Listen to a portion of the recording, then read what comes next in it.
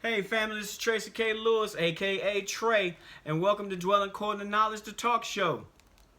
Hey, listen, our topic for today, and this is coming directly out of my book, Dwell According to Knowledge, How to Find and Date Your Mate. It is on Amazon. Go pick it up. If go pick it up. Okay. Now, what I'm going to talk to you today is about the top 10 keys to a successful relationship. The top 10 keys to a successful relationship. You ready? Here we go. The number one key, and this is for, of course, we that are spiritual believers, Christians, and all of that stuff. Number one is a spiritual and prayer life. Okay, now God has to be first and foremost in your relationship. You know what I mean? Now, if He isn't, you better make Him. It was one of the keys that I lost. In my first marriage. You know what I mean? And then it crumbled. Now you can pray, read the Bible, and go to church, but make sure you are doing these things together, always. Okay? Now pray for and over your significant other, your girlfriend, your spouse, whoever it is, every day when you wake up and when you go to bed. Now, practice love on a daily basis with your significant other, with your spouse, or whoever that is that you're involved with, okay? That's number one. Number two is communication. Now, there's many and different forms of communication, mostly not, and I just call them verbal and nonverbal. You got to be cognizant of them both, okay? Because communication is not always verbal. You understand? Now, you ought to continue to communicate with God through prayer, okay? Again, let's go back to through prayer. Now, but make sure you keep an open line of communication with your significant other / spouse. Take time out to sit and talk about your day after work when you get home, and you both have an opportunity to unwind. Let me say that again. Take time out to sit and talk about your day. You know what I mean? It's very important, like even during the day, to talk to your spouse, like when things pop up, or somebody at work making you mad, your boss making you mad, some of your coworkers making you mad. Like I've found and I've learned now to talk about my day throughout my day, so that my significant other, my wife, or whoever it is, will know what's bothering me even before I get home. So by the time I get home, they know how to react and act to a situation that I may not be able to handle at some point, but they'll already know what's bothering me at that point. Okay? Now, stay honest with how you feel, and don't allow things to fester inside of you, especially if it has something to do with your spouse, your significant other, or somebody in your family. Okay? Now, connect with each other throughout the day. Remember, just to say hi, I was thinking about you. You understand? And then you can use that time to say, well, my boss is getting on my nerves, honey. So, pray for me, or anything like that. That way they can help soothe the savage beast before that thing blow up and start devouring everything that's happening. Okay. All right. Number 3, respect. Come on, guys. Let's one thing I ask about respect is make sure you respect God and yourself, and it will automatically go to your significant other. You understand? It'll definitely go there. Respect your spouse or significant other in and out of their presence, and you will reap the great benefits. Respect them even when you're disagreeing. Listen to them without judgment. Accept them as they are, and don't try to change them, but help them to change the things that they desire to change, or that God is looking for them to change. But you have to be very discerning in that mode. Okay. We're not in here to change them, but believe me, they are going to change within the relationship, as long as you're not trying to force them to change, but let change kind of happen naturally through talk, through actions, through love, through, what I'm saying, like that. All right. Number 4 is intimacy. God. Work at strengthening your closeness. You know what I mean? If you aren't getting closer together, you're drifting apart. I found that out in my first marriage. Also, it will be just a matter of time before you realize that they have left. Now, leaving ain't always walking out the door. Yeah, you could leave a long time before that. You know what I mean? I've done that so many times. Cultivate intimacy through honesty, acceptance, and trust. And make sure you spend time together and make touching each other a priority. Intimacy it is definitely about touch, and intimacy is also about opening up to a person.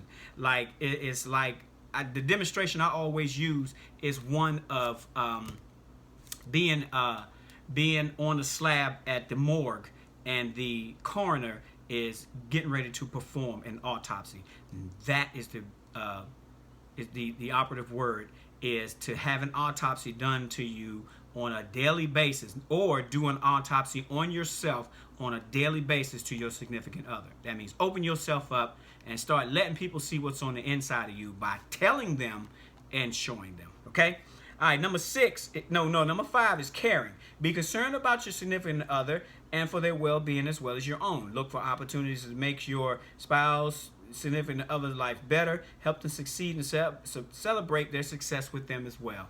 If they're not feeling good, find some kind of way to get in there and make them feel better.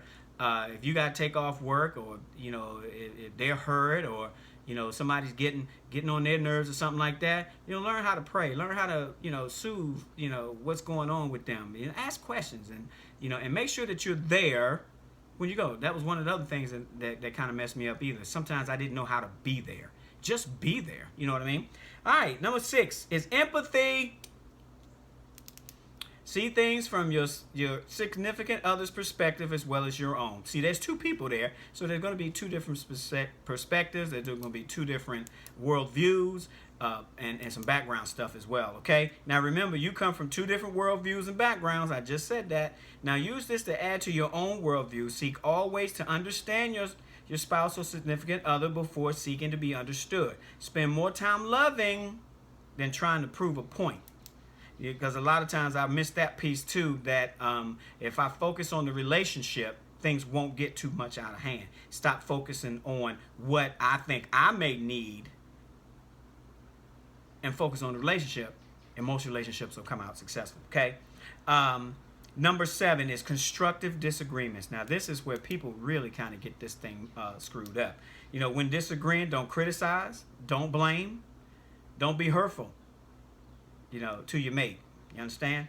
Never use words like always and never in your conversations, because that means that they have never done or always do every time something goes wrong. You understand? Now, manage conflict through open communication, negotiation, and cooperation. Y'all got that? Okay, now solve your problems as they arise. Let me say that again. Solve your problems as they arise. Do you understand? Okay, and try not to take anger to bed with you. But if you take care of the situation right when it happens, then you'll be able to knock it out before you even go to bed. You're not all puffed up around the house, and you're not sleeping in separate rooms, and not sleeping all the way on the side of the bed, or whatever you're doing, and stuff like that. I had to take a real hard look at that piece.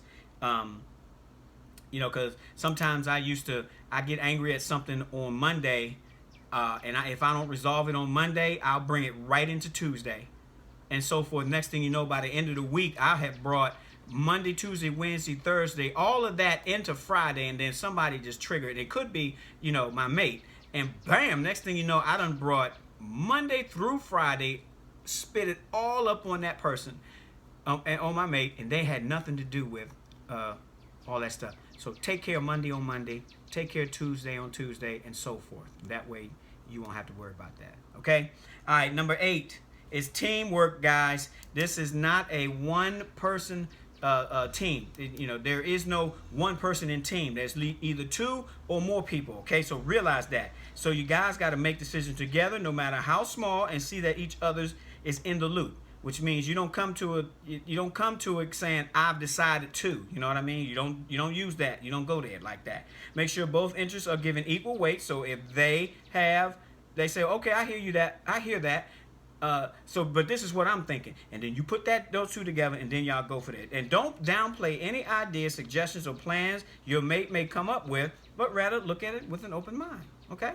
All right. Number 9 is positivity.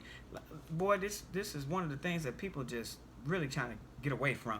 Now, we got to celebrate, life and each other by being emotionally toned, to your relationship. You got to stay positive in things, to your mate, and to your mate and about your mate. You know what I mean? And refrain from saying negative things, especially to other people about your mate. Okay. All right. Now, number 10 is, this is one of the best things, because if you practicing this, you're practicing what I call humility, and it's gratitude. You have got to have gratitude for even being, able to hold down, the other 9 things, and then being grateful for the person that you have in your life at that time. You have been blessed to have someone to spend the rest of your life with, or the opportunity to spend the rest of your life with. And don't take it or them for granted. You understand? Always stay focused on why you chose them, and keep a vigilant eyes on the things that want to destroy your relationship. Okay? 2 sets of eyes is better than 1, and then you have another set of eyes, which are spiritual ones, because a lot of battles are in the spiritual piece and in the spiritual realm, and you got to have eyes for those 2. Okay? All right. Now, there are many more keys to a successful relationship, guys. These are just a few to get you started. If you start with these 10, the rest of them will pretty much fall into place, but be cognizant and recognize them all. Keep your eyes open, keep your ears open, and pay attention. Now, I would be remiss if I didn't tell you that also speaking to other couples who are successful is another key. Use that one as well. You hear me? I hope you all got something from that. This is Tracy K. Lewis, a.k.a. Trey, your coach, and I'll see you in the next video.